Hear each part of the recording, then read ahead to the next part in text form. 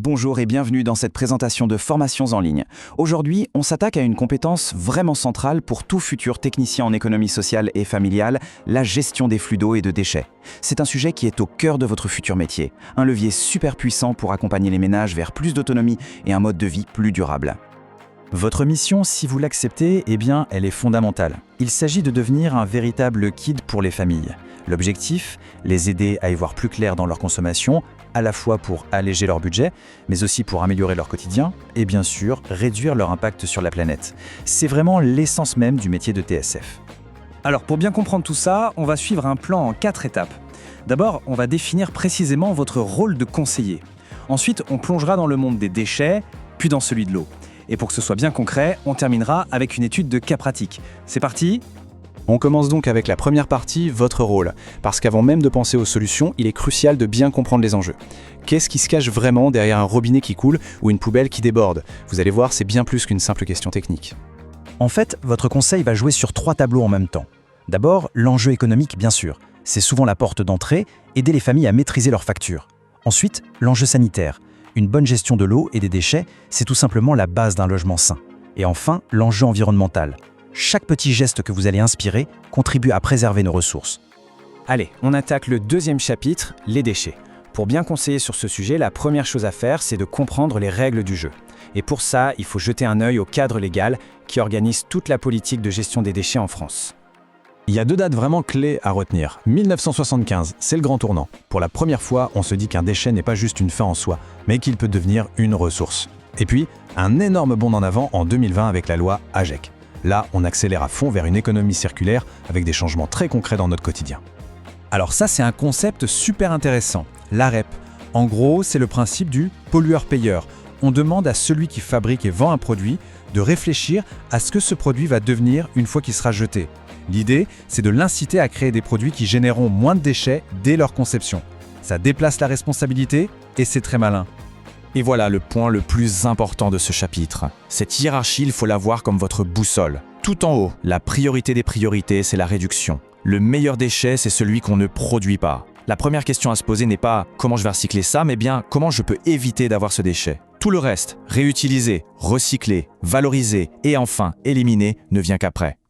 Pour que ce soit plus parlant, prenons l'exemple de la famille Martin. Un simple autocollant Stop Pub sur la boîte aux lettres et hop, c'est 10 kilos de papier en moins à la fin de l'année. En passant au vrac avec leur propre boîte, en choisissant des produits avec des écolabels, ils agissent directement à la source. C'est exactement ça, l'action la plus efficace.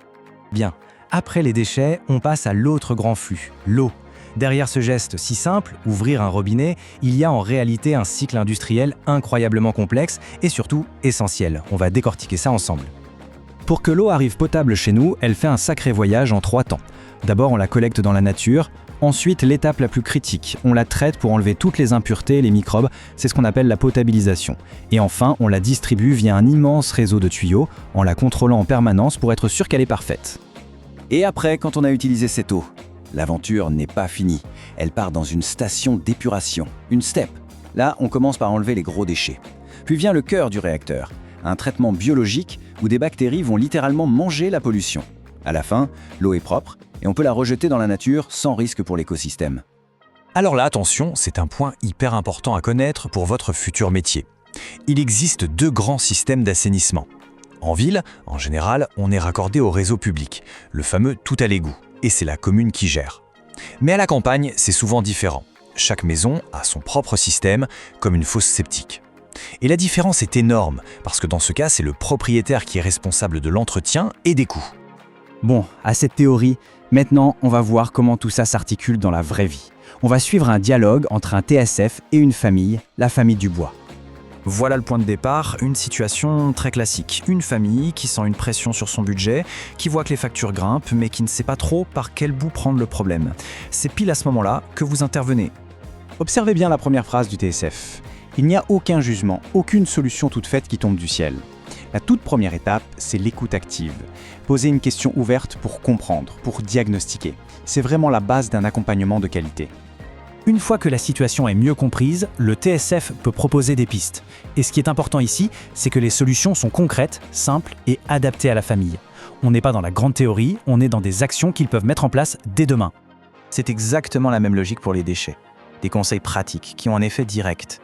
Le stop pub, le vrac, le compost, ce sont des solutions qui répondent directement aux problèmes que la famille a exprimés et qui vont faire baisser le volume de la poubelle et donc la taxe qui va avec. Et c'est là qu'on voit toute la valeur ajoutée du TSF. Le travail ne s'arrête pas à une simple liste de conseils. Il faut accompagner le changement. Proposer un atelier, c'est une super idée pour s'assurer que la famille s'approprie les astuces et que ces nouvelles habitudes vont vraiment durer. Le but, c'est de les rendre autonomes. Et pour finir de convaincre, un chiffre, ça marche toujours. C'est fou de se dire qu'un truc tout simple et pas cher comme installer des mousseurs sur les robinets peut carrément diviser la consommation d'eau par deux. Ça montre bien que de grands résultats sont possibles avec de petits efforts. Pour conclure, je vous laisse avec cette question. Face à une famille, quelle sera votre porte d'entrée? L'argument économique qui parle à tout le monde, l'aspect santé et hygiène du logement ou la fibre écologique? Il n'y a pas de bonne ou de mauvaise réponse. Tout dépendra de la situation, des personnes que vous aurez en face de vous. Et c'est justement là que réside toute la finesse de votre futur métier. Merci beaucoup pour votre attention.